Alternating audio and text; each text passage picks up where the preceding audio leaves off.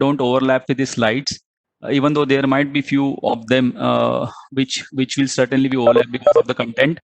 But I will try my best to make understanding of COVID-19, what the disease is all about.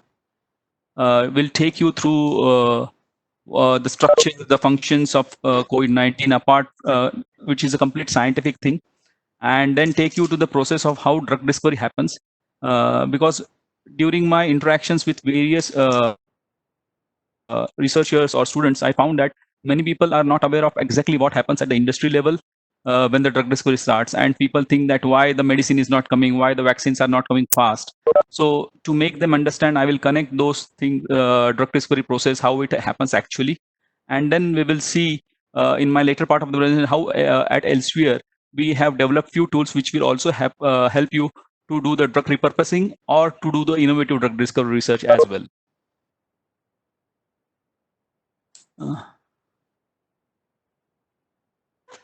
So to start with, here is a slide what Elsewhere has to offer to all the researcher platform. We have opened the novel coronavirus information center. It is free for all.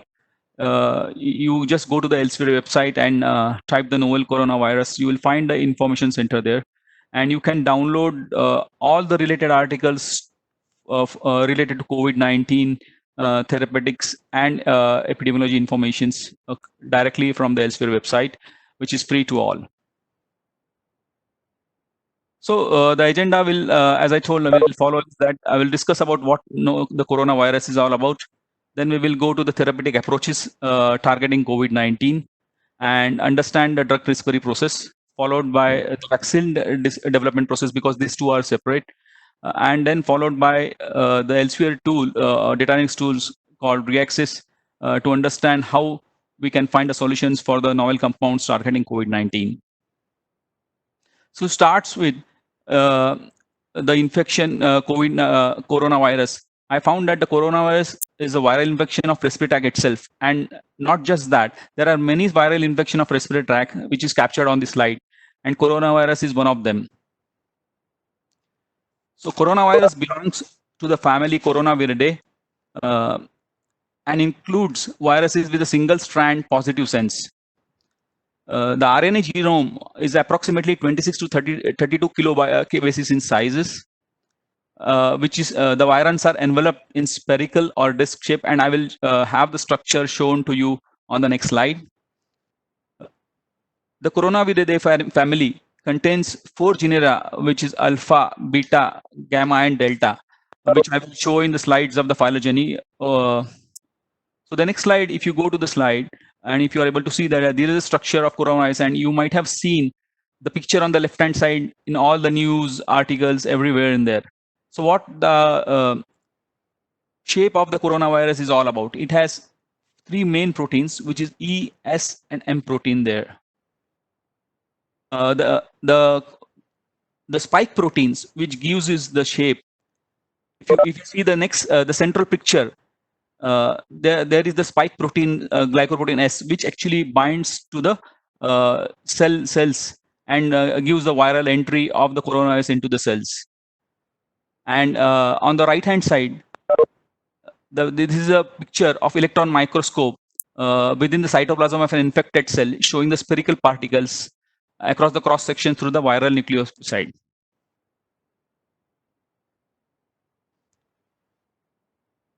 Here on slide 7, I have captured a few of the properties of coronavirus. What is its shapes, how it looks like, what exactly genome size of the RNA is. There is one of the largest genome of there, which encodes 3 to 10 non-structural proteins, including the RDRP, which is called RNA-dependent RNA polymerase subunits.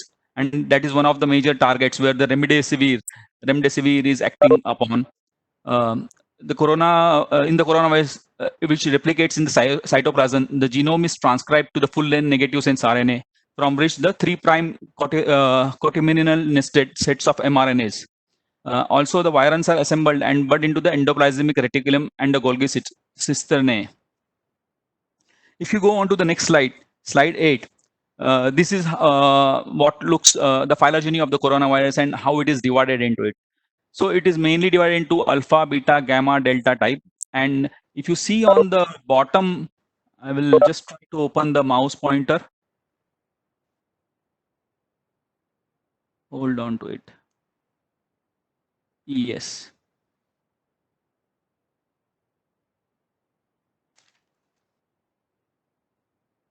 Yeah, if you see the scale around here, uh, actually that shows the number of subunits of the coronavirus there.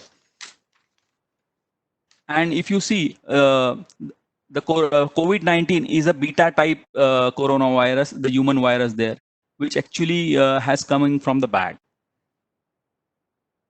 Overall, this phylogenetic tree is of 50 coronaviruses constructed by the neighboring joint method using the MEGA 5.0 using partial nucleotide sequence of RDRP, which is RNA dependent RNA polymerases. And as I told, the scale bar indicates the estimated number of substitutions per 20 nucleotides, which is this scale what you are talking. I am talking about. The space does not permit providing full virus names except for the human viruses, which are scattered among the viruses isolated from many other species. A remarkable number of the viruses represented here are from bats, and many different species of bats, and quite a few of these are rather closely related to SARS-CoV, which is SARS coronavirus in general.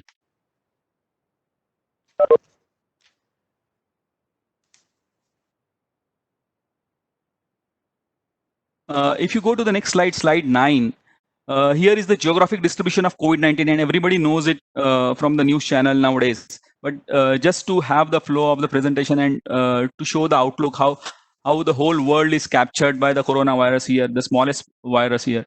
I have just captured this, and if you see, the major infected regions are the North America region and the Europe region, and the Asia region is recovering now. India is doing quite good. You might be hearing that through the news channels and research articles. If you go on to the next slide, the slide represents the overall outbreak of COVID-19, and this is till the April 14, 2020. The data is here of the death cases and the overall cases.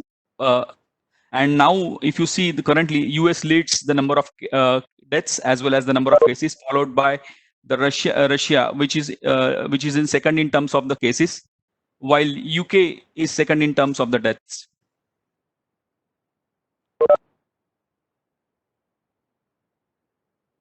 If you go on to the next slide, slide 11, here is the pictorial representation on how scientists think the virus has transformed from bats to humans.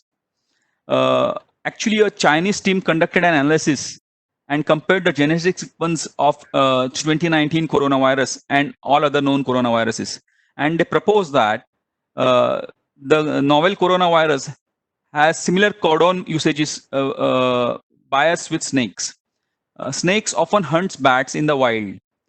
And because of this, reports indicate that snakes were sold in the local seafood market in Wuhan, raising the possibility that the 2019 novel coronavirus might have jumped from the host species, which are bats, to snakes and then to humans at the beginning of the coronavirus outbreak. However, the virus could adapt to both cold-blooded and warm-blooded hosts, which is again a mystery in its place. On March 19, there was a published article which showed that pangolin coronavirus genome exhibited 91% and to 90.6% nucleotide identity with the novel coronavirus, the bat coronavirus, respectively. This study provides the first report which was potentially close related to pangolin coronavirus, which were discovered from the dead Malayan pangolins, identifying that the pangolin is a possible intermediate of the host 2019 novel coronavirus here. If you see on the next slide, slide 12, I've just captured the general symptoms which are the most common and which might be the possible complications of the coronavirus. And I'm not going to go in details of this slide because everybody might be aware by now what are the symptoms. If you go on to the next slide, slide 13, here I captured the structure and when you are planning to do a drug discovery research, if you have a crystal structure or if you have a pharmacophore modeling, you are a scientist or researcher is able to come up with possible structures targeting particular target. And if you see here, the on the right hand side, if you see the receptor binding domain, which is seen interacting with its receptor ACE enzyme, which is uh, angiotensin converting enzyme, and which is one of the important enzyme of where the spike protein gets binded to. If you go on to the next slide, slide 14, here I have shown the structure of the COVID-19 RDRP model in the green ribbon and the surface representations. The active site residues D255, which is in the center, highlighted there, and the D256 are in the red for classifications. The active site is surface accessible, as we can see from the surface representation, allowing the interaction with the free nucleotides passing through the nucleotide channel of the RDRP. And once you understand this and you utilize this information for the docking, the researchers will be able to basically do the modeling of their own novel structures into this docking mode and can come up with the better novel molecules to target COVID-19. And for COVID-19 RDRP, the percentage sequence identity against the SARS or the MERS or OC3 NL63 229E is around 90%, ranging from 90% to 40%. If you go on to next slide, slide 15, this is one of the important slide to understand how the infection of the coronavirus and the replication cycle is there. So if you see everybody knows that if you see on the first bracket there, that the infection happens through the when we breathe the air which is infected by the viral particles. And the virus particle uses a special surface, glycoproteins, which is the spike proteins, to connect to the ACE2 enzyme of the lungs and thus enters the host cell. Once they do that, the virus particle is then uncoated. I'll just do the mouse annotation. Yes. So once the in the second stage, what happens is that the virus particle gets uncoated and its RNA genome enters the cell's cytoplasm and attached to the host cell's ribosome bites 5' methylated cap and 3' polyadenylated tail. This is the ribosome there. And the host ribosome forms a long polyprotein by translating the virus genome, and the polyprotein is subsequently cleaved into multiple, if you see here, it is subsequently cleaved from here to here into multiple non-structural proteins. Then these non-structural proteins coalesce and form a multi-protein replicase transcriptase complex, which is known as RTC, named RDRP, which is RNA dependent RNA polymerase. Once that is formed, the RDRP synthesizes positive sense genomic RNA as progeny viruses by replication and positive sense subgenomic RNA as gene transcripts or messenger RNA by transcription. And once that happens, the host ribosomes translates the RNA into the structural proteins and a number of accessory proteins inside the endoplasmic reticulum. Once that happens, the viral structural proteins S, E, and M, which we saw in the earlier slide, are combined with the nucleocapsid by protein-protein interactions. And finally, the progeny viruses are then released from the host cell for the exocytosis.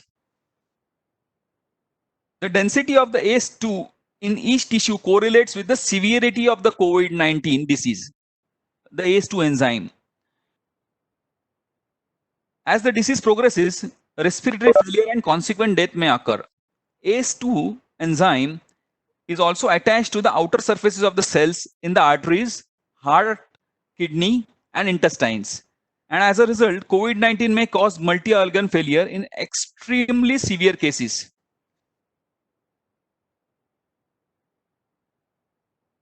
To remove that. Moving on to the next slide.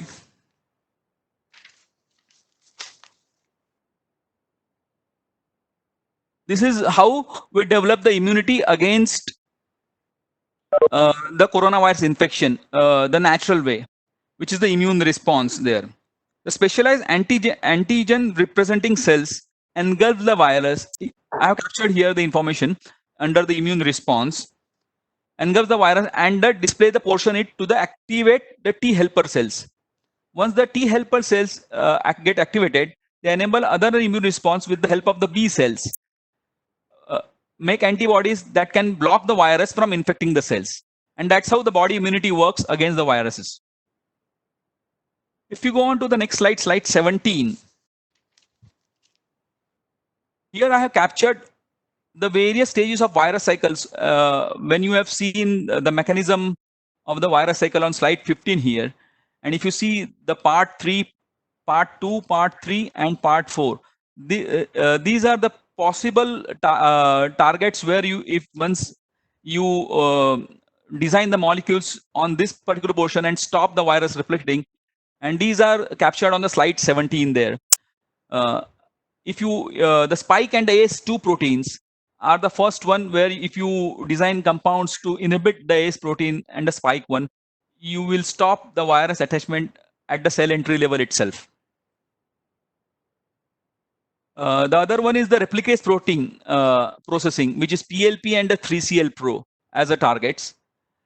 Subsequently, the replication complex formation, where the targets are ATG5 and the replicase proteins. The RDRP complex itself for the RNA synthesis, if we where the remdesivir attacks there, and followed by the delivery of the RNA to assembly sites. Another target is the HEL and nucleocapsid. And other endoplasmic reticulum proteins can be off targets. Generally, the last one, the viral release, you will not see many of the proteins people will target there because already the virus replication has happened in the cell. Coming on to the next agenda, which is the therapeutic approaches. When I was looking at the literature, what I found that there are three major approaches here, which are captured here. One are the repurposed drugs, which the repurposing happens as the existing line of defense, and it is much more easier to take the existing drugs and see that they are actually acting against the COVID-19, so that you can reduce the whole drug discovery cycle, which I will show in my subsequent slide. The second is the vaccines, which is critical to treat the seasonal COVID-19, where vaccines mimic enough of the viral infection to trigger the body's immune response, which makes antibodies against the virus.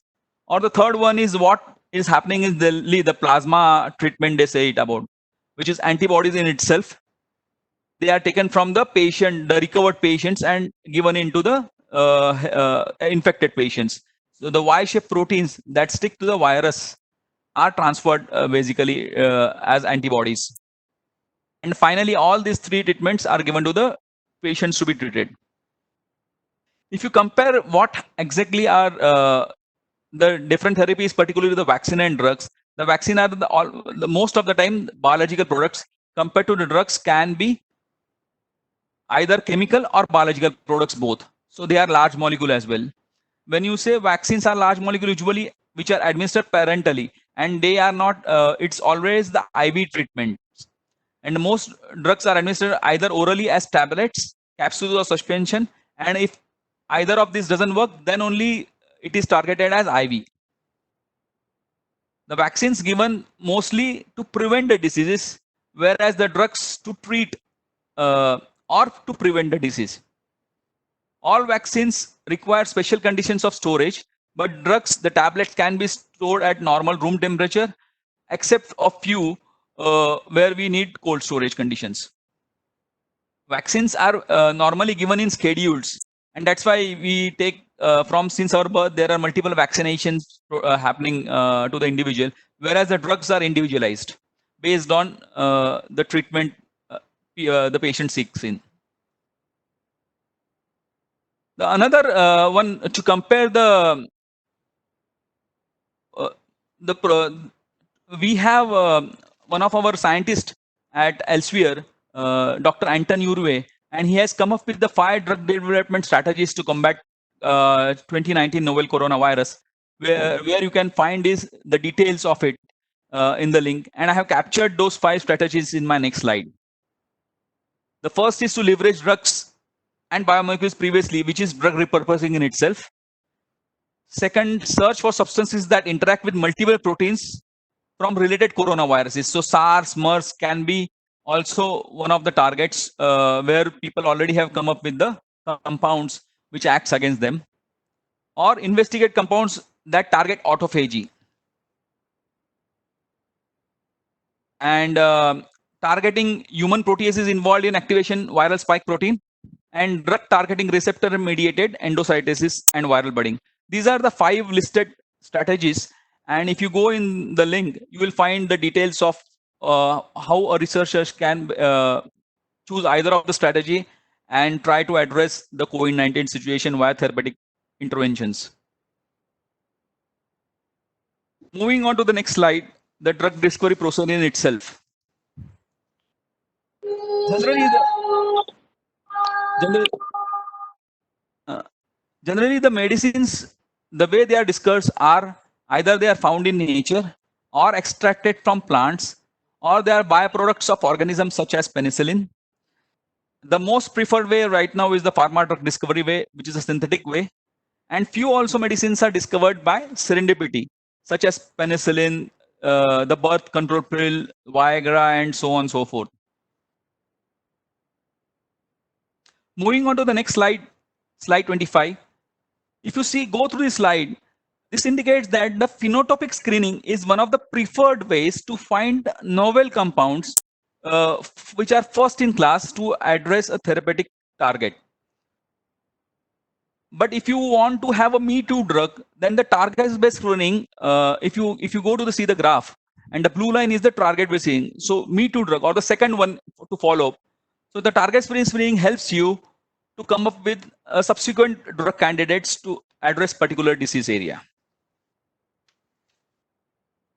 So now we will take a look at what the drug discovery or the development process is all itself about. We have already seen, and I have already shown you on my earlier slide, the structure, the function, what the coronavirus is all about. And this helps us in understanding the first step itself in the drug discovery, which is target finding. It is very much important to understand the target in itself, to develop the assays against those targets, and to come up with the right in vitro and in vivo assays once you do that. Pharma companies actually take a step back itself and do a market survey before they actually start working in even the target finding area, because the overall process takes 15 years to come up with a medicine, and they really want to make sure that whatever they actually embark upon should get success after 10 to 15 years, and they should earn money out of the whole research area what they have worked in. Once the target is fine, the target validation is important in this one, and the scientists involved in this are the biological scientists, the pharmacology scientists there. And this is called the understanding of the disease phase in the complete drug discovery phase. If you go to the next step, once the target is fine and validated, pharma companies have a lot of deck of compounds, thousands of compounds, which are stored in like DMSO stock solutions. They do this assay on a 96 well plate against this standardized assays, and come up with the initial hits, and once the initial hit is achieved, they transform that hit into lead and then validate the lead. And here the chemist or the medicinal chemist roles comes into the picture, where they come up with the new ideas to address, to see that they see the in vitro efficacy and address the other pharmacokinetic parameters of the whole process to get a hit to lead and validate the lead. This is the creating stage, molecule stage of the whole discovery process. Once the lead is identified and validated, during the lead validation, the one of the important step is to dose the compounds in the animal models. So preferred will be the mice or rabbits, depending on the what therapeutic target is there. So you will get a pharmacokinetic data out of it, which a researcher will get to know how the drug is behaving in the body and how it is coming out of it. I will not go into much of the details here, and we can have another session if really people are interested into it. Once everything is done, then the toxicity study has to be understood, because once you want to go into the animals for efficacy study, you need to have to the humans, you need to understand the toxicity in animals first, the rodents, and once the rodents is done, then you need to understand in the higher species as well before you go into the humans. So the toxicities are 1 day, 4 day, 28 day, a 1 month tox, depending on the need of the target there. So toxicity studies followed by the safety studies are done in the clinical phase or the preclinical phase of the drug discovery cycle there. And this will tell you two things. One is what is your maximum tolerated dose of a compound, and what is your minimum efficacious dose of a compound. So once you have the data, you put into the calculation, you take that compound in the you submit that all IND, which is investigation new drug application, to the FDA to take that compound into humans. This phase 1, which is wherein in the phase 1 study, only the healthy individuals are taken, just same way to understand the pharmacokinetics things, how the drug is behaving in the healthy individuals. Once it is done that, in the next phase, which is phase 2, that is the compound is given to the deceased individual, that particular disease the patients has, that individuals are chosen, and the treatment has been treatment is given to those individuals in the phase 2 studies. In the POC studies, there will be multiple indications. There will be a placebo things where even the doctor doesn't know what they are giving it. So it's a blind and double blind studies. People do it in the proof of concept studies. And in the phase 2 and the POC studies, you will come to know the efficacy of the compound, how actually your drug is behaving in the human clinical trials there, how it is acting against the target in the deceased individual. In the phase 3 studies, there is a larger population there where the ethnicity, the race, the sex, all those things plays an important role there to understand how the drug behaves in various sets of population. And it is a large study done in many regions as well. Once you have all those data from all these phase 1, phase 2, phase 3 studies, you file the new drug application with the FDA, get the approval, and launch the compound in the phase market, which is phase 4. And nowadays, people do study a lot of phase the drug behavior in the which is termed as a pharmacovigilance in the phase 4, which is a post-launch things to bring in the data about the adverse event coming out of the population, how it is happening, what check marks or what things can be actually addressed. The feedback loop goes back to the preclinical. They edit the information there, and this helps in bringing a next compound or the next new chemical entities as a new drug in the pipeline of the whole process. So this is all the overall the process wherein you will now appreciate how much effort and time a researcher or even the total discovery platform happens from left to right here, and a lot of money is involved, and that's the reason the novel drugs cost a lot of money when it is for the first line therapies. When you talk about the drug repositioning and why it is simpler, and here is an article linked to the drug repositioning or drug repurposing as well. If you see here, already the compound has passed all those stages. which I have showed in the earlier slides, the safety efficacy studies. Now you want to show again how it is efficacious to the new target what you are looking at it, the particular drug. So you are already aware of the pharmacokinetics and the pharmacodynamics, particularly its absorptions, how it is behaving animal model. So you are not worried about it. Only thing you are worried is how it is acting in the for the new targets.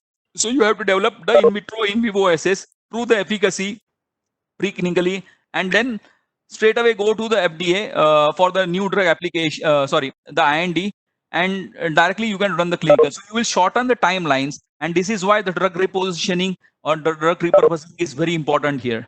To shorten the timeline and come up with the molecules which will address the new therapeutic areas.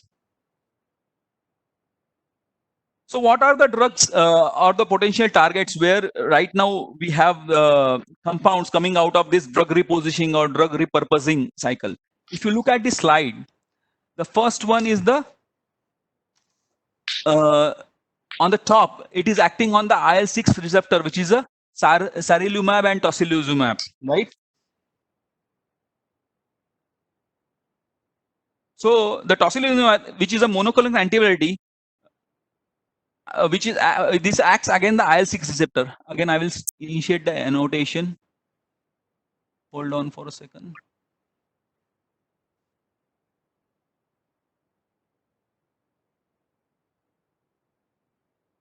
Yes. So if you look at this particular drug, which actually binds at the IL-6 receptor, is a FDA approved drug to treat rheumatoid arthritis and cytokine releases syndrome following chimeric antigen receptor T cell therapy. Given this experience, this particular drug has been used in small series of severe COVID-19 cases with early reports of success. The IL-6 appears to be a key driver of this dysregulatory inflammation based on early cases series from China. Thus, the monoclonal antibodies against IL-6 could theoretically dampen the process and improve clinical outcomes. And this is how this tocilizumab works on it. Another one is the camostat mesylate. The camostat mesylate is an approved agent in Japan for the treatment of pancreatitis, which prevents the novel coronavirus cell entry into the in vitro through inhibition of the host serine proteases. And it acts on this particular receptor, which is TMPRSS2.3. This novel mechanism provides an additional drug target for future research. The third one is the Arbidol, which is a drug known as Umifenovir. Is a more promising repurposed antiviral agent with a unique mechanism mechanism of action targeting the S protein or the ACE2 interactions, which inhibiting the membrane fusion of the viral envelope. The agent is currently approved in Russia and China for the treatment and of prophylaxis of influenza, and is of increasing interest right now for the COVID-19 based on the in vitro data suggesting activity against the SARS. The most famous one, which India, Trump asked Prime Minister Modi to send to US, is the chloroquine hydrochloroquine, which was in the news. So chloroquine or the hydrochloroquine appear to block the viral entry into the cells by inhibiting glycosylation of the host receptors, the proteolytic processing, and endosomal acidifications. These agents also have immunomodulatory effects through attenuation of cytokine productions. The chloroquine inhibits the SARS-CoV-2, which is the novel coronavirus in vitro, with a half maximal effective concentration, which is EC50, in the low micromolar range.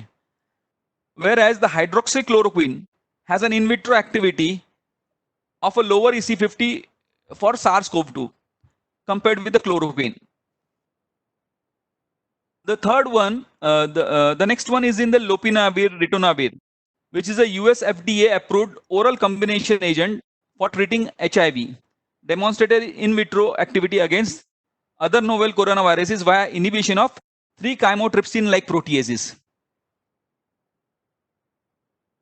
Another important is the ribavirin and remdesivir and favipiravir.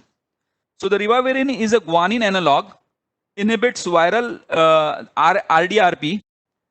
Its activity against other COVID makes it a candidate for COVID-19 treatment. However, if you look at its in vitro activity against SARS-CoV-2, it has actually a limited and require very high concentrations to inhibit viral replications.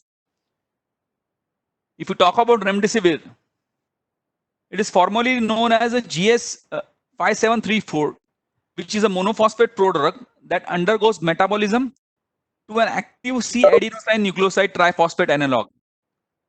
The agent was discovered amidst a screening process of antimicrobials with activity against RNA viruses. Remdesivir is a promising potential therapy for COVID-19 due to its broad spectrum, potent in vitro activity against several coronaviruses, including the novel coronavirus COVID-19, with EC50 values of less than a micromolar. Favipiravir, which was previously known as T705, is a prodrug of a purine nucleotide. Favipiravir, the active agents inhibits the RNA polymerase. It's a prodrug, so one cleaves in the systemic circulation before going into systemic circulation. The active agent inhibits the RNA polymerases, halting viral replication. So most of the data from favipiravir are derived from its influenza and Ebola antiviral activity. And the agent also has demonstrated broad activity against other RNA viruses. The in vitro EC50 of favipiravir against SARS-CoV-2 is around 62 micromolar per liter. So it's micromolar, 62 micromolar data.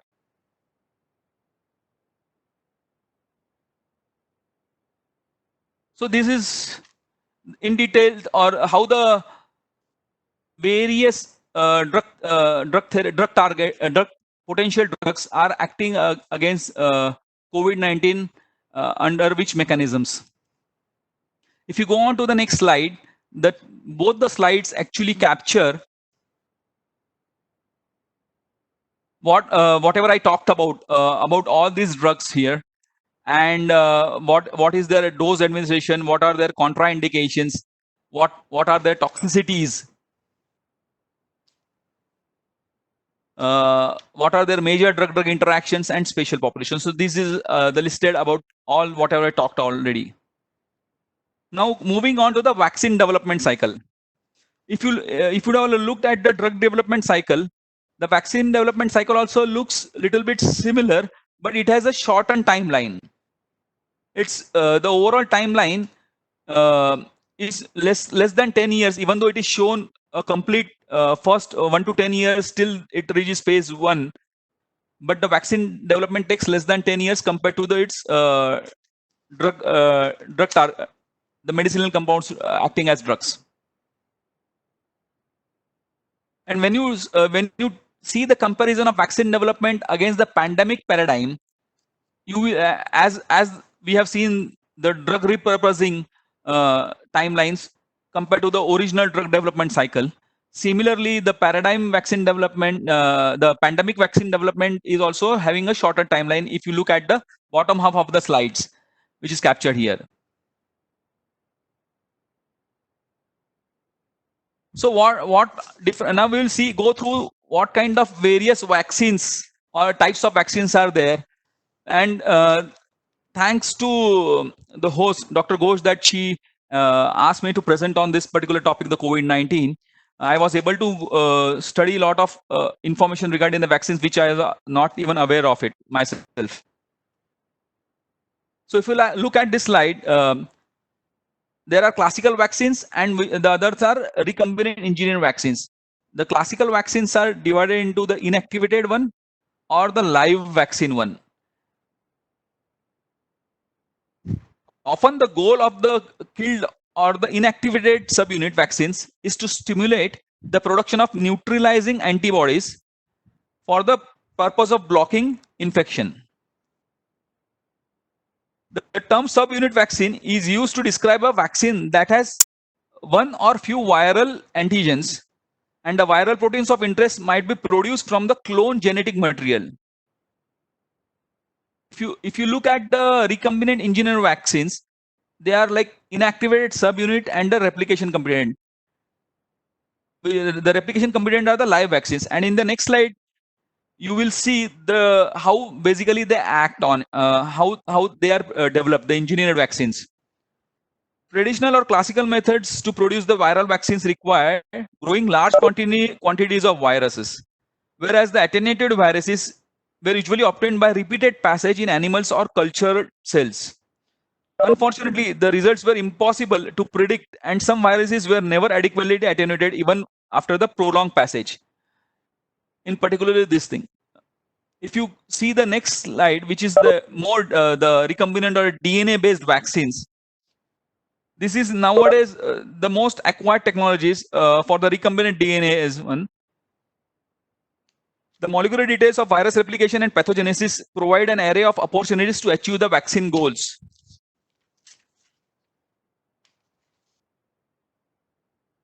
And the recombinant DNA technologies can be used to make targeted mutations in a virus or to clone and express specific viral proteins. As shown in the slide here, recombinant DNA strategies for vaccine development include virulent viruses, which can be weakened by deletion or modification of specific genes. Specific genes of a virulent virus can be transferred to a safer virus, and the recombinant virus might be administered as a replicating virus or might be grown and inactivated. The specific genes of a virulent virus might be moved into a bacteria or a yeast or a culture cell to produce large quantities of particular viral proteins. The DNA molecules encoding specific proteins or parts of the proteins might be generated and administered directly to the patient.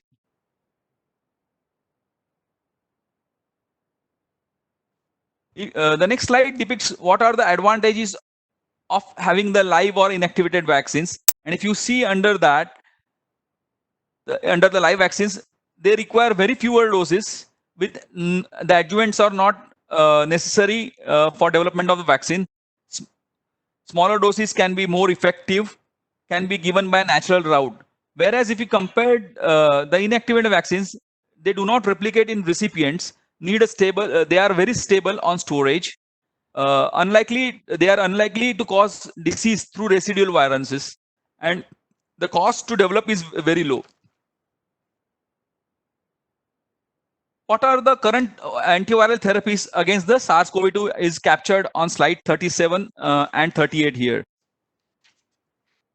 If you go on to see from top to bottom, you see on the left hand side the category of the vaccines, the advantages and disadvantages. And if any of the participants or the attendees needs the information, I can share this to the host, and she can share this the particular information to the required participant as well. And I also have captured at the bottom from where the data has been taken as well. If you go on to the next slide, slide 39. Slide 39 actually captures what kind of different, as we have seen the various viral vaccines, either it is live or inactivated, what stages are there, and which type of these are there. It is captured in this one. It came in the Nature Drug Discovery recently.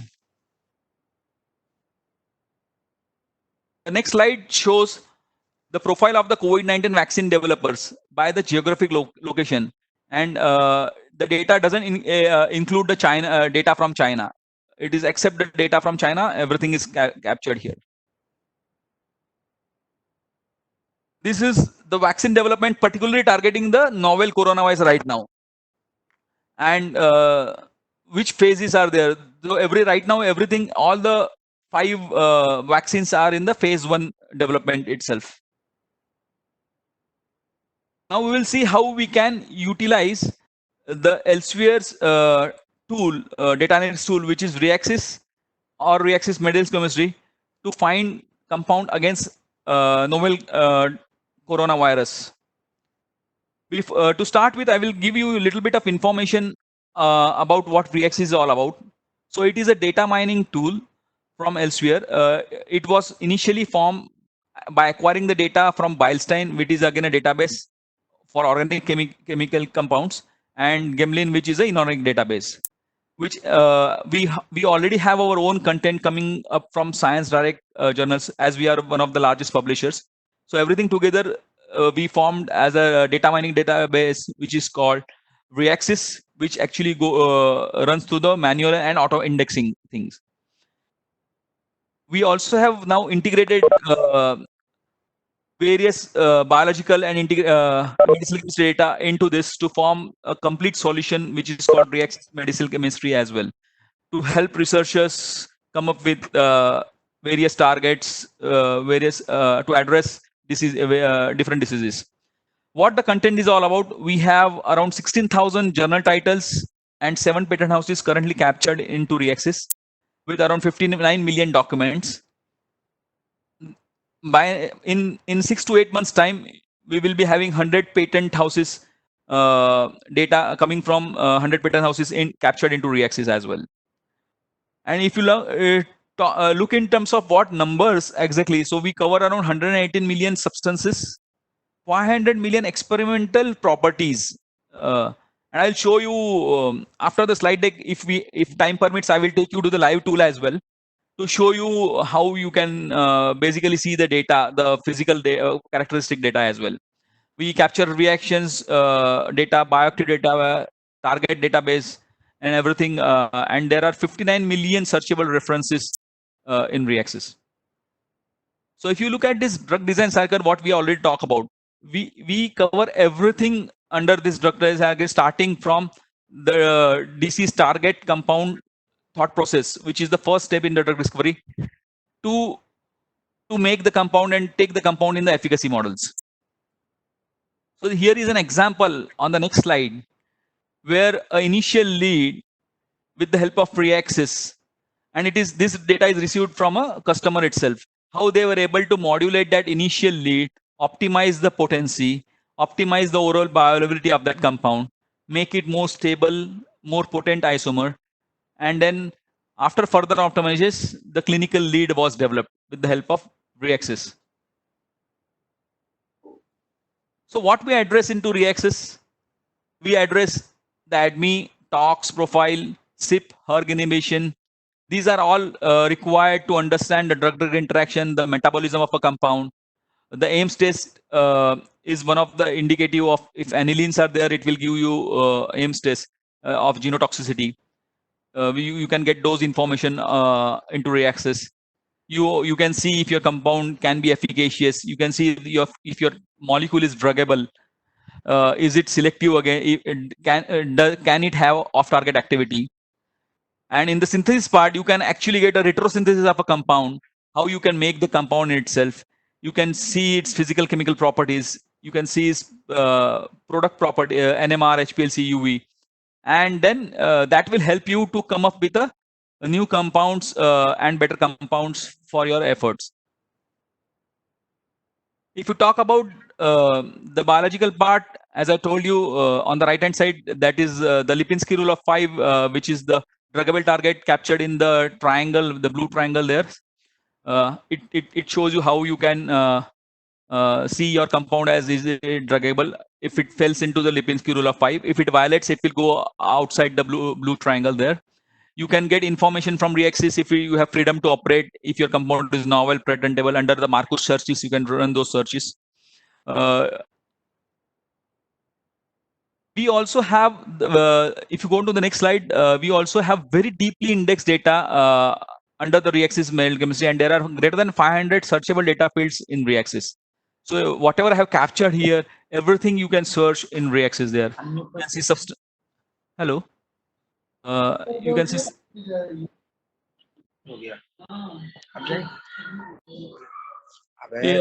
The next slide captures how you can integrate everything under Reaxys.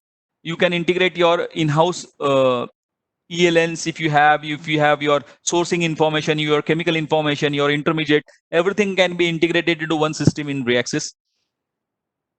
As I told you, we already capture information of retrosynthesis, for a known compounds. But we also have developed a tool for novel compounds in collaboration with Professor Waller, which actually solves and come up with the retrosynthesis of any unknown compounds or not known compounds. You draw anything on the paper 30 times faster than the traditional computer aided methods.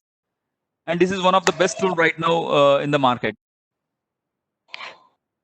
Now, how you will search that thing? If you know that information about COVID-2, if you have if you see in the middle, you know about the 3CL Pro protein, what you see the crystal structure all about. You have that information. How you will come up with the new targets in the Reaxys? So we'll take you through that directly. So this slide tells you about what how Reaxys looks about when you type www.reaxys.com in any web browser or even in the mobile, it's a mobile browser as well. You can see the web page or a home page. If you are on the UI of the, if you have access, your institution has access, you can actually access on the mobile also. If you are in the same IP. If you go to the help section, you can see under the help section, you can get the training videos, how you can actually do those searches. So you can do your self-learning also on how you can run the searches there. If you now go into the detail, in depth of the taxonomies, what we cover. So if you particularly want to target about, see about the COVID-19 thing, we do cover biological species, we do cover target names, animal model data, substance route of administration for pharmacokinetics, cells, cell lines, tissues, diseases. Everything is captured into Reaxys as a searchable item. So you can search under this taxonomies. And when you see in individually, when you hit the query builder, and I'll show you in the live platform in the next 10 minutes, you hit the query builder, enter the biological species, and then if you go to the taxonomies, you will see how detailed taxonomies are captured into Reaxys. And same way with the targets as well. This is how the query builder look like. When you want to search about the novel coronavirus, I have created this option, multiple options of the ways of writing novel coronavirus. As you type it either novel coronavirus, new coronavirus, or COVID-19, or also their nomenclatures as SARS, MERS. So everything you captured, whatever is there as a common term for the COVID-19 things, and then hit the document sections. Once you do that, you will get around 19,000 to 20,000 documents there. Where it shows the complete literature space regarding the coronaviruses and related viruses. And if you see on the top as well, you see 598 targets, and besides that there are reactions, and besides that there are substances also. So once you hit the targets, you will get the list of 598 targets which are acting against the viruses. And on the right hand side, for each target, you will see the most active substances related to that particular target. Now, if you are only looking at the COVID-19 specific thing, you can actually use the filter panel on the left hand side, and you can limit your searches to those particular details what you are seeking at it. So herein we will select only the SARS coronavirus or the MERS or the coronavirus there, and then limit the searches. And once you do that, when you hit it, you will you now see 57 targets out of that 578 targets related to the COVID-19 thing, where you can actually see, now come up with the compounds against this particular thing. You can actually now arrange these targets against the 1,469 substances using the heat map here. So once you hit that, you can actually run the SAR, or you can carry out the SAR directly in Reaxys. So once you apply that, you will get a heat map here, and you will get the px values are shown where it is the top to bottom the activity is there. You can actually on the right hand side I have shown the details. If you hit that, you will see you can actually sort by activity directly, and once you do that, you will see from top to bottom the activities of individual compound. The first compound will be the most active against that particular row you selected for that particular target, and you can check all the details of that particular compound which is there. Once you see that, you can also see the bioactivity details captured here. So in vitro efficacy data of this particular compound is captured in Reaxys, and you will see this detailed information regarding that. This will also help you to develop the essays at your end against that particular target. Also, if you want to actually see more in-depth directly information there, you can directly see the information by clicking there in the heat map itself. You can also export this data. This is one of the interesting thing. As a chem informatics person, if you want to run your own models, you actually can export the data in the whichever the format you like it as well. And you can in the PyMol format also you can transfer those things. And when you export that, you will get an Excel sheet when you do an Excel sheet, and you can compare for that particular compound activity against this at your end. You can also limit if you have a hold of any particular protein or a target there, target protein. You can actually lock that thing and limit to that particular protein in Reaxys, and then see what are the compounds active against that particular protein which you have hold of it. And you will see again the heat map there of from top to bottom, again the details of the compound based on the activity. The first one is the most active. Again, you can sort them by activity, hit it, and then you will see the most active compound on the first list there. You export this complete data. You can add the details of medicinal chemistry to the exporting information as well as bioactivity, drug likeness information, and then export. And once you do that, you can plot that individually, which I have done it here. Again, the px is the logarithmic scale of the activities there, because most of the time in literature various people demonstrate or capture the activities as micromolar, millimolar, picomolar. So to have comparing apples to apples, we have converted that into the px value, which is a logarithmic scale, so that we can easily compare that with each other, and you still get the individual data points. And once you do that, you have come up with this kind of structures, which can be a possible starting point for your acting against COVID-19 thing. So this is what I have come up with it. What advantage we have. So before that, I will just show you a small video how you can run that in Reaxys itself.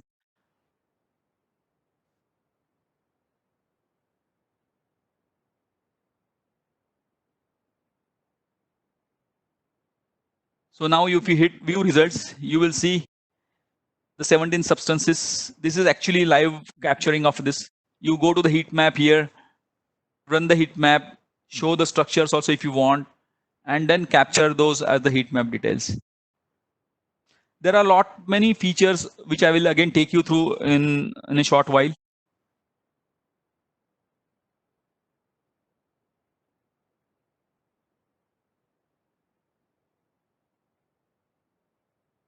So all this information is captured here, the physical data points, the bioactive data points, the drug likeness points.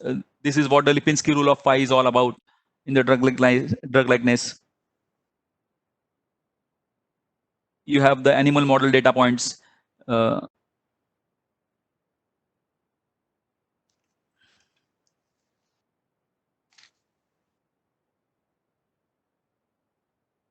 And whatever the information you are seeing is the complete experimental information with the referencing there. So you can actually go to the actual research article and try to cross check it. But basically you will save a lot of time because all the data is directly captured into Reaxys. So the main difference is there is another tool in the market called SciFinder, and many people are more aware of SciFinder than Reaxys. So Reaxys allows the data mining with the query builder, which makes you search multiple items and run complex searches. Reaxys actually contains the bioactive data, which is in a structured and searchable format. It also has a detailed assay information, which I already showed you regarding all the bioactivities and animal models. Even the pharmacokinetic and metabolism data and toxicity data is captured into Reaxys. It also provides you with the filter options to select the relevant targets, visualize your activity into the heat map, where you can actually do your structure activity relationship analysis at your end. Reaxys enables the users to focus either on a target or a compound in the heat map directly.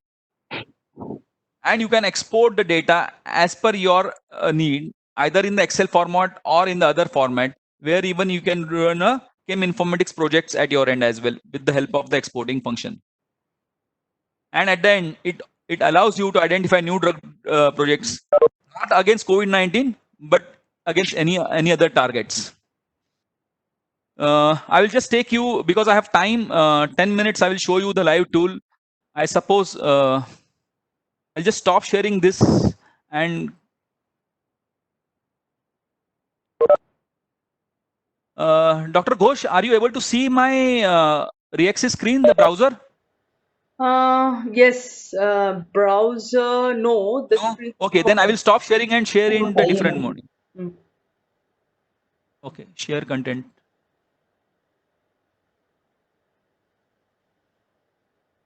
Yes, are you able to see it now? Yes, yes, yes. Okay, perfect. So this is how it looks like in the Reaxys. The typo search is works on natural language programming, same as Google. So when you type three letters, minimum 3 letters, it pops up you the more options there. So when you type corona, it will show you more coronavirus. Or as a chemist, if you want to type a reaction, say Suzuki reaction, SUZ, you will see multiple options coming in. So as a researcher, you want to search, if you are not aware of any other things, or if you want to look at, if you are shown multiple options at the search itself, you can actually take more time in looking at different possibilities there. There is more powerful into the drawing tool, again compared to the SciFinder which is existing here. So if you see there, we have Marvin JS, which is you are seeing here. The other is ChemDraw directly embedded into Reaxys. So the users who doesn't have ChemDraw at their end can utilize the Reaxys ChemDraw. You can copy paste from ChemDraw to Word, PowerPoint, email, anything, and vice versa as well. You can actually, the other function what is very nice in Reaxys is type a name to get the structure. So if you type the remdesivir and you hit enter, you will get directly the structure of remdesivir into Reaxys.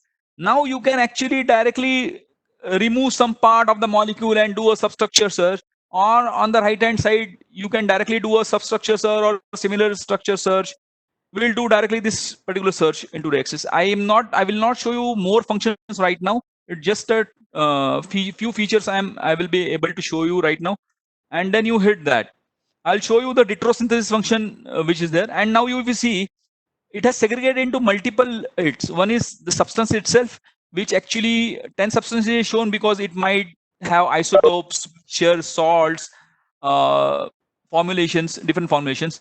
It has have one target right now which is acting against, and there are 52 reactions related to remdesivir. So if you look at the substance in itself, here you can see the detailed information of the substance itself, and if you want to find a retrosynthesis, which many chemists might actually want to look at it, I am showing them live just for a sake. I will do a quick retrosynthesis. I will not go into the details. And Reaxys can show 10 different plants with either linear or branching steps.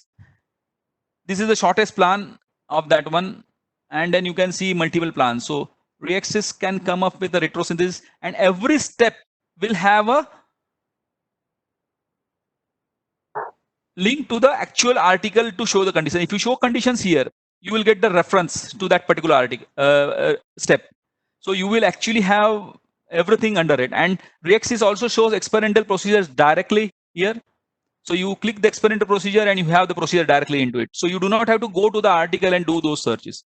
So this is about the retrosynthesis part. If you want to see the physical data points information, you have chromatography data, crystal phase, optical rotary power, whatever the reported data is there. You have proton NMR and mass spectroscopy data.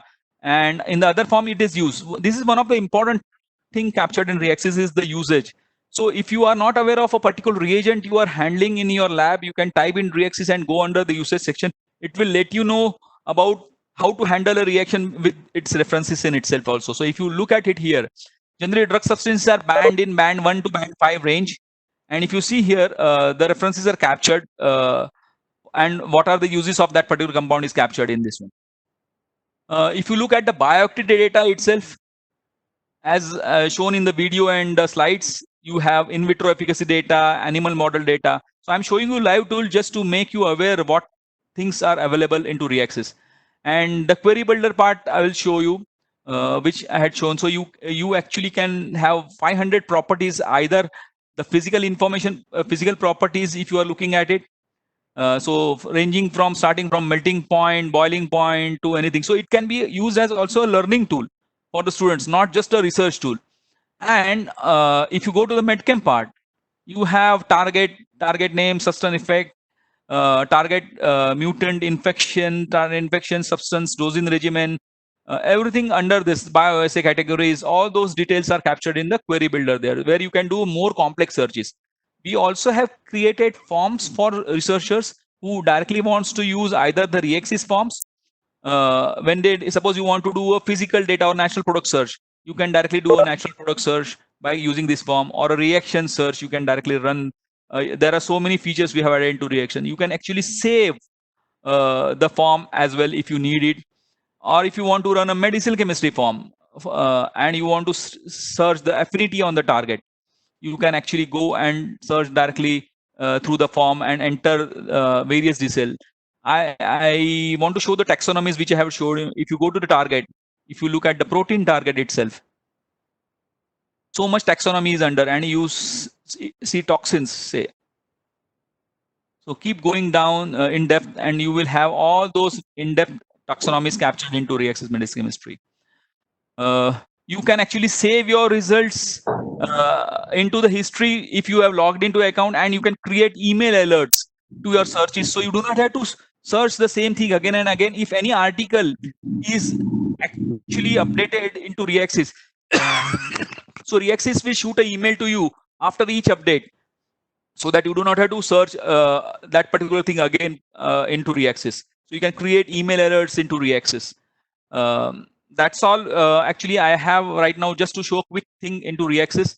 If you look at the coronavirus in itself, we can do those coronavirus search directly into the search column itself, the typo search itself, and then run those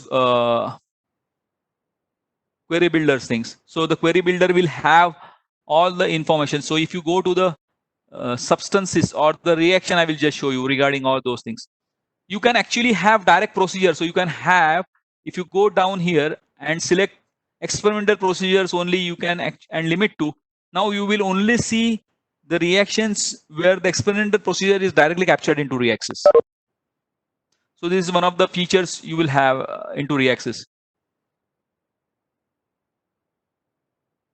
Here you go, all the experimental procedures or everything is captured here. You can actually limit your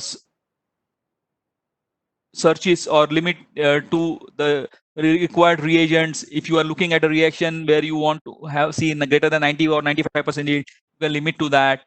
You can do that. You can go back again to the substances.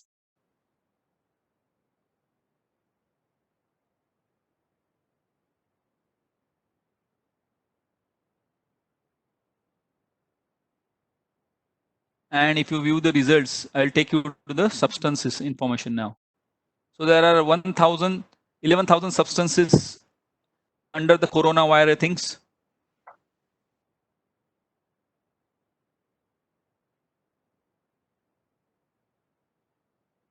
You can actually now want to see which are the substances in the market at one preclinical stage, discontinued stage. You can utilize that. You can actually filter through various parameters, substance classes, number of fragments, utilize all those medicinal chemistry property of LogP, hydrogen donor acceptor. Based on your need, you can do that and do those searches. So this is all about the Reaxys in itself and how you can utilize the tool. I hope the overall information of coronavirus, followed by the drug discovery information, which I have stated in very crisp manner, and then followed by the Reaxys tool from elsewhere, have helped little bit more insights into what you might want to do or carry out in your research. And now we can open up the questions, Dr. Ghosh. Okay. Thank you, Dr. Borders. Sandra sir, request you to raise a question on behalf of our participants. Hello, good evening, sir. Hello. Good evening. So there are a few questions from the participants, sir. The first question is from Dr. Sharadamma, Mount Carmel College, Bangalore. She has 4 questions. I will read out all the 4 questions at once. Okay. The first one is, any site-specific mutation analysis studies with D255 or D256 residues to check viral affinity to receptor? Okay. Question. The second one is, Mhm. how hydroxychloroquine work in patients? What is the mechanism? The third question is, in the present scenario, we have any vaccine or drug to kill the virus or eradicate the virus? And the fourth question she asks is, among RNA and DNA vaccine, which one Mhm. is more potent against coronavirus? Okay. 4 questions, Dr. Hussain. Okay. So for the first question regarding the D2255 or D256 Yes, sir. site-specific mutations. So right now, the study is ongoing on to do the pharmacological modeling and docking to come up with the list of compounds to address this. But there is no such indication or no such data available that these particular compounds are acting on those particular mutations. So the site-specific mutation analysis resulting into active compounds addressing those mutations is not there in the literature at this moment. The second question, Hydroxychloroquine. yes. So I have already talked about that in my slide there, but I will again let her know that the hydroxychloroquine actually blocks the viral entry into the cells directly by inhibiting glycosylation of host receptors and also proteolytic processing and endosomal acidifications there. So these agents, even though they have immunomodulatory effects through attenuation of cytokine productions, they have also shown to inhibition of the autophagy and lysosomal activity in host cells. So this is how the chloroquine and hydrochloroquine acts, whereas the hydroxychloroquine is less toxic than the chloroquine, Okay. and it has actually lower potency, better potency compared to the chloroquine in itself. Okay. And the third question she has is, at the present scenario, we have any vaccine or drug to kill the virus or eradicate the disease? In the present So scenario? we everything I shown regarding the COVID-19 therapeutics. If you go on, I will just share that slide itself. Yes, sir. Just a minute. Share.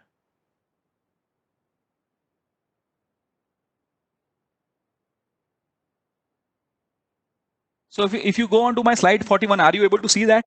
So these are the vaccines. No, Dr. Bodas, we cannot see. We cannot Okay. see the slide. I have already shared the content. I will do that again.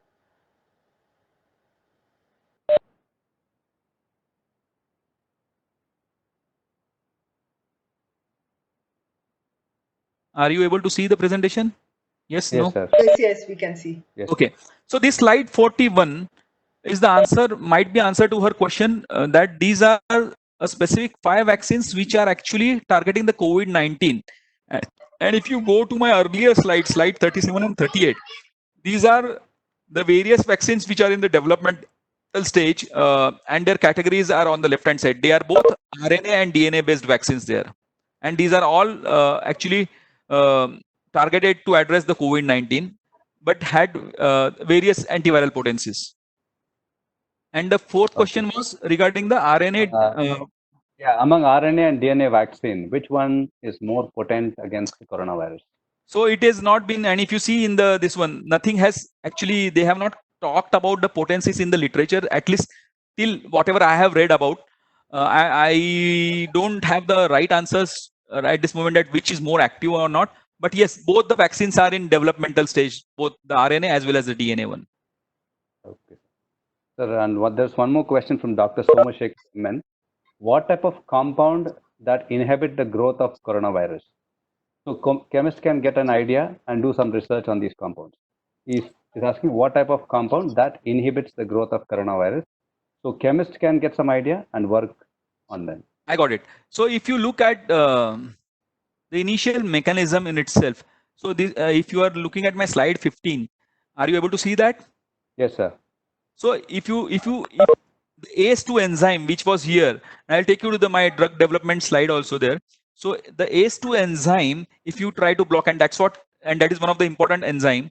and people are targeting that. The other one, the replication stop, where the remdesivir is on the bottom part of this one. And I will just take you to the slide where the drug process is there captured there.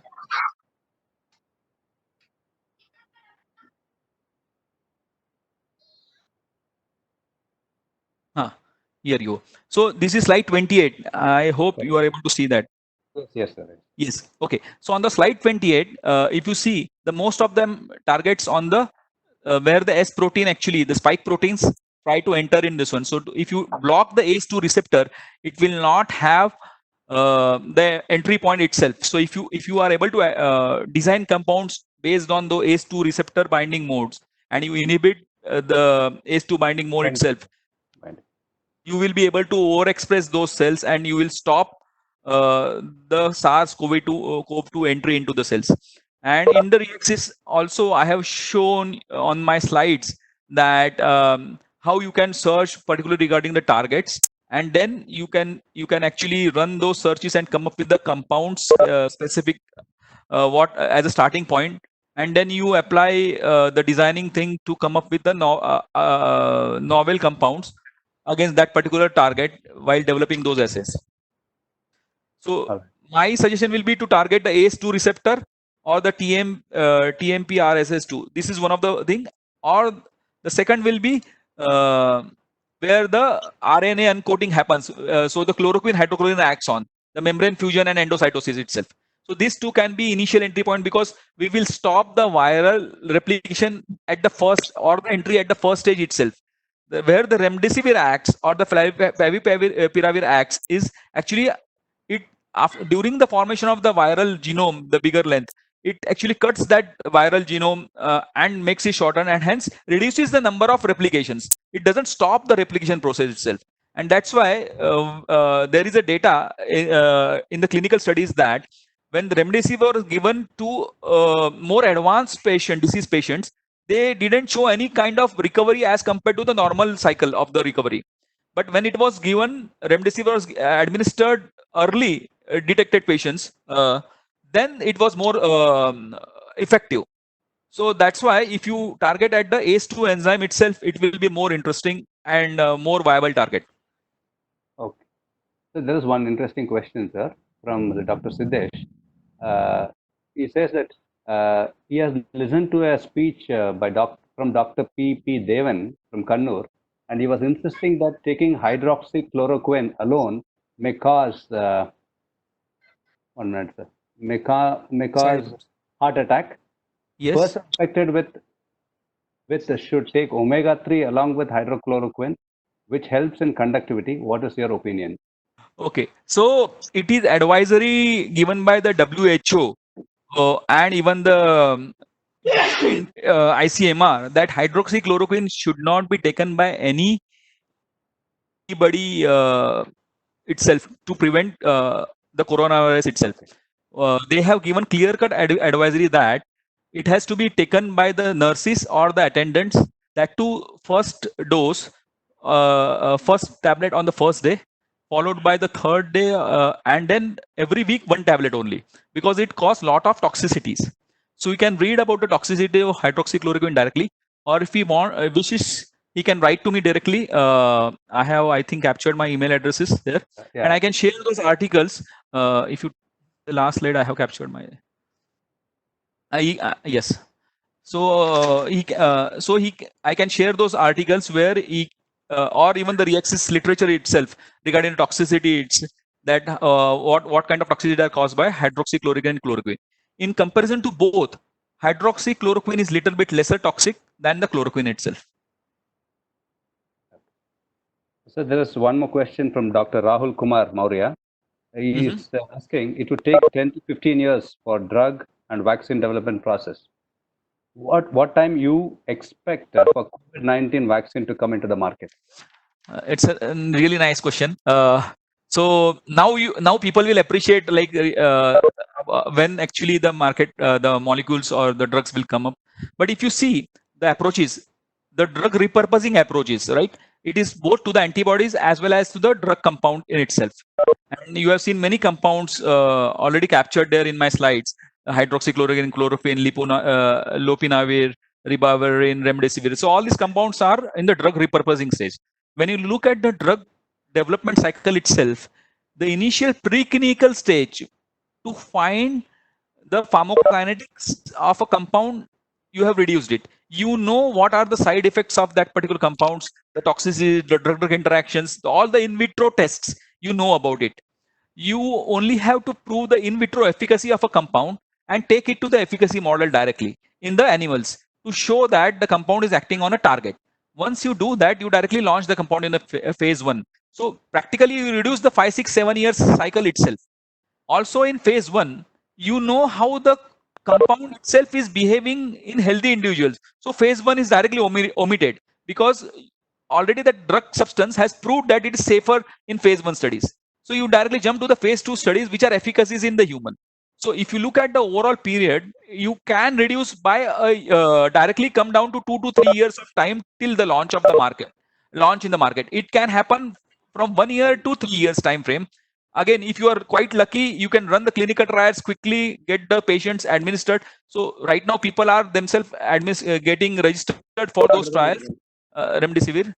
So you can reduce the timeline for the drug repurposing part, but not the new drug development part for sure. Similar is the case with the vaccine development. Whatever the vaccines were there acting as antivirals earlier, they are testing it. So they have reduced the time frame of the overall process in itself and directly coming into the phase 2 studies after proving for vaccines, in vitro efficacy studies might not be required directly. But once you do that, you can directly jump into the phase 2 study itself directly. And that's how the drug development cycle or the vaccine development cycle is reduced.